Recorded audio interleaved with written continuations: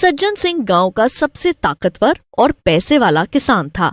उसके पास बहुत सारी खेती थी और वो गरीब किसानों से अपनी जमीन पे बहुत कम दामों में काम करवाता था। उसकी अभी तक शादी नहीं हुई थी और परिवार में उसकी माँ, छोटा भाई और भाई की पत्नी थी। अरे सज्जन बेटा, मैं तुझसे कब से कह रही हूँ कि शादी कर ले, शादी कर ले। अरे तुझे भी अपना परिवार शुरू करना चाहिए। अब तो तेरे छोटे भाई की भी शादी हो गई है। अरे माँ, अभी मुझे नहीं करनी है शादी, और वैसे भी मुझे कोई लड़की इतनी भाती ही नहीं है कि मैं उससे शादी करूं। अगर कभी कोई ऐसी लड़की मिले तो कर लूंगा शादी। अब जाओ यहाँ से, मेरा समय बर्बाद मत करो। मुझे खेतों की निगरानी करने जाना है। अरे सुन तो बेटा।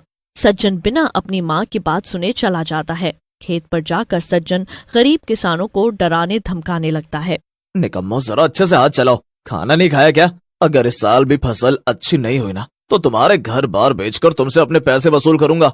मालिक, हमें कुछ समझ नहीं आ रहा है। फसल तो पिछली बार भी बहुत अच्छी हुई थी, हमने खुद अपने हाथों से काटी थी, फिर कैसे फसल खराब हो गई? अच्छा, तो तेरा क्या मतलब है कि मैंने कुछ हेरा फेरी की है? तू मुझ पर इल्जाम लगा रहा है? अरे नहीं नहीं मालिक, हम ऐसा नहीं कह रहे। तू अभी के अभी मेरे खेत से निकल जा। मुझे तेरे जैसे लोगों को काम पर नहीं रखना है। नहीं नहीं मालिक, ऐसा मत करिए। मैं तो बहुत गरीब किसान हूँ, मैं यहाँ से कहाँ जाऊंगा? उससे मुझे क्या, तूने मुझसे जबान लड़ाई है। और फिर वापस अपने घर चला जाता है। असलियत में सज्जन सिंह के खेतों में फसल तो बहुत अच्छी हुई थी, लेकिन उसने किसानों से झूठ बोला कि फसल खराब हुई है और उन्हें कम पैसे दिए। पूछने पर उसने किसानों को खराब फसल दिखा दी और उल्टा उन्हीं पर इल्जाम लगा दिया। अरे बेटा, तुम तो बड़ी जल्दी वापस आ गए। चलो कोई बात नहीं, अच्छा किया तू जल्दी आ गया। मुझे तुझसे एक जरूरी बात करनी है। वो मेरी बचपन की सहेली थी ना विमला, उसने तेरे लिए एक लड़की बताई है और मैंने उसे पसंद कर लिया है। वो कल ही घर आ रही है और मैं चाहती हूँ कि तू उससे मिले। ओफो माँ, घर आते शुरू हो गई तुम। मैं जा रहा हूँ अपने कमरे में, मुझसे बात मत करो। इतना कहकर सज्जन सिंह गुस्से में अपने कमरे में चला गया। अगले दिन ही उसके घर पर शीलू आ गई। शीलू वही लड़की थी जिसे उसकी माँ ने पसंद किया था। नमस्ते आंटी जी, कैसी हैं आप? अरे आओ आओ शीलू, मैं बिल्कुल ठीक हूँ। तुम बताओ, आने में कोई परेशानी तो नहीं हुई ना? नहीं नहीं आंटी जी, मैं तो आराम से आ गई। चलो सज्जन, शीलू आ गई है। अब ये सब छोड़ो और जल्दी से मेरे साथ चलो। सज्जन की माँ उसे जबरदस्ती खींचकर शीलू के पास ले जाती है। सज्जन शीलू को देखता है, लेकिन उसे उसमें कुछ खास दिलचस्पी नहीं आती है। जी नमस्ते, मैं शीलू हूँ। और उसकी माँ उसके लिए चाय लाने चली जाती है, लेकिन शीलू कुछ ठीक नहीं लग रही थी। वो बार बार यहाँ वहाँ देख रही थी, जैसे कि सब पे नजर रख रही हो। उसने धीरे से अपने बैग से एक पाउडर निकाला और उसे सामने रखी चाय में डाल दिया। सज्जन फोन चला रहा था और उसने इस बात पर ध्यान नहीं दिया। अरे एक काम करिए, आप ये मेरी चाय पी लीजिए। दरअसल मैं चाय नहीं पीती। सज्जन बिना ज्यादा सोचे समझे शीलू की चाय पी लेता है और शीलू इस बात से बहुत खुश हो जाती है। सज्जन सिंह, मेरी तरफ देखो। न जाने अचानक से क्या होता है कि सज्जन शीलू की तरफ देखने लगता है और उसकी हाँ में हाँ मिलाने लगता है। शाबाश! अब जब तुम्हारी माँ आए और तुमसे पूछे कि तुम्हें मैं पसंद आई या नहीं, तो उनसे कहना कि तुम मुझसे जल्द से जल्द शादी करना चाहते हो, ठीक है? तभी वहां पर सज्जन की माँ और उसकी छोटी बहू भी आ जाती हैं। अरे वाह, लगता है कि तुम लोग एक दूसरे से बातें कर रहे हो। चलो अच्छी बात है। तो बताओ सज्जन बेटा, तुम्हें शीलू कैसी लगी? मुझे वो बहुत पसंद आई है माँ, और मैं उससे जल्द शादी करना चाहता हूँ। सज्जन की बात सुनकर उसकी माँ के साथ साथ सभी लोग हैरान रह जाते हैं। अरे वाह, ये तो कमाल ही हो गया। कल तक तो तू किसी लड़की से मिलना भी नहीं चाहता था और आज तू सीधा शादी करने के लिए तैयार है। लेकिन शीलू बेटा, तुम्हें अपने घर वालों को भी तो बुलाना होगा ना? सज्जन की माँ की बात सुनकर शीलू कुछ घबरा जाती। क्या घर वाले?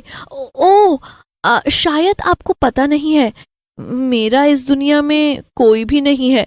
मैं अकेली हूँ, इसलिए शादी में कोई भी नहीं आएगा। शादी का मुहूर्त 1 हफ्ते बाद का निकलता है और अगले ही दिन से घर में शादी की तैयारियां शुरू हो जाती हैं।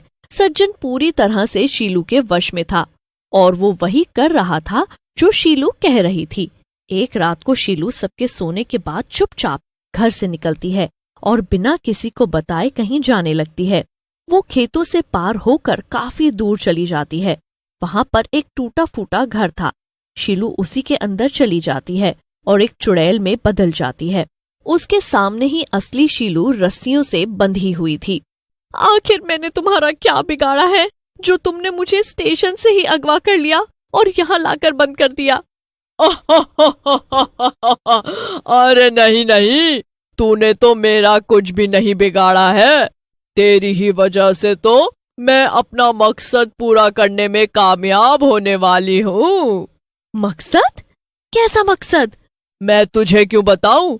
इतना कहकर चुड़ैल फिर से भेस बदल लेती है और वापस चली जाती है। 2 ही दिन में शीलू और सज्जन की शादी थी। एक दिन घर में सज्जन की माँ और शीलू के अलावा कोई भी नहीं था। तभी फोन की घंटी बजती है। सज्जन की माँ फोन उठाती है। जी, कौन बोल रहा है? क्या आपकी बेटी? ये आप क्या कह रहे हैं? शीलू है तो यहीं पर, लेकिन उसने तो कहा था कि वो अनाथ है। फिर आप ये क्या कह रहे हैं? सज्जन की माँ को अब शीलू पर शक हो गया था। वो चुपके से शीलू के कमरे में जाकर देखती है। शीलू, जो कि चुड़ैल थी, अपने असली भेस में खड़ी थी। उसे देखकर डर के मारे सज्जन की माँ चिल्ला पड़ी। चुड़ैल उसका गला पकड़ लेती है और उसे मारने ही वाली थी कि तभी वहां पर परिवार के सभी लोग आ जाते हैं। वहीं खड़े रहो सज्जन, आगे मत बढ़ना। सज्जन चुड़ैल की बात मान लेता है। हो, ये किसी की नहीं सुनेगा। ये मेरे वश में है और ये सिर्फ मेरी ही बात मानेगा।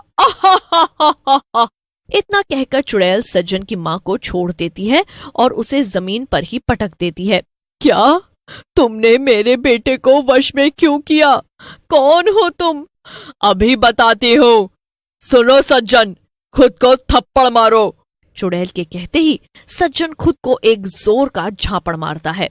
रुक जाइए भैया, ऐसा मत करिए। करने दो, ये इसी लायक है।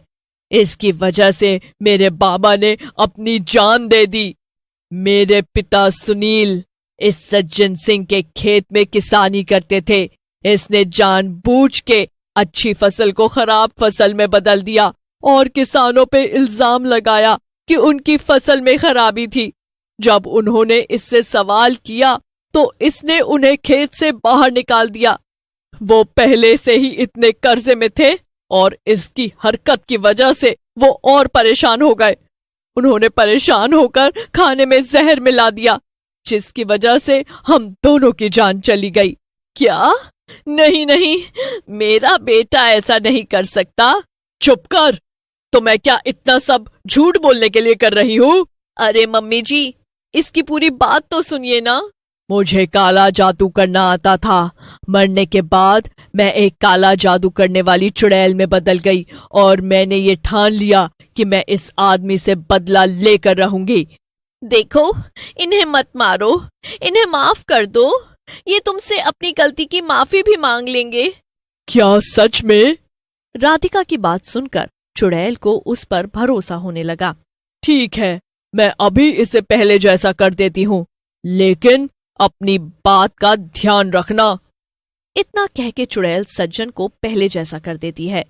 अपने सामने चुड़ैल को खड़ा देखकर सज्जन बहुत डर जाता है। ये उसी किसान की बेटी है जिसे तूने खेतों से बाहर निकलवाया था। हाँ बेटा, और उस किसान ने अपनी और इसकी जान ले ली थी, इसीलिए ये तुझसे बदला लेने आई है। क्या? नहीं नहीं, मुझे माफ कर दो। मैं अब जिंदगी में दोबारा ऐसा कभी नहीं करूंगा। मुझे जाने दो, मुझे माफ कर दो। ठीक है, मैं तुझे माफ करने को तैयार हूँ। इतना कहकर चुड़ैल वहां से गायब हो जाती है और सभी लोग शीलू को ले आते हैं। इसके बाद सज्जन अपने सभी गलत काम बंद कर देता है और ईमानदारी से जीवन जीने लगता है।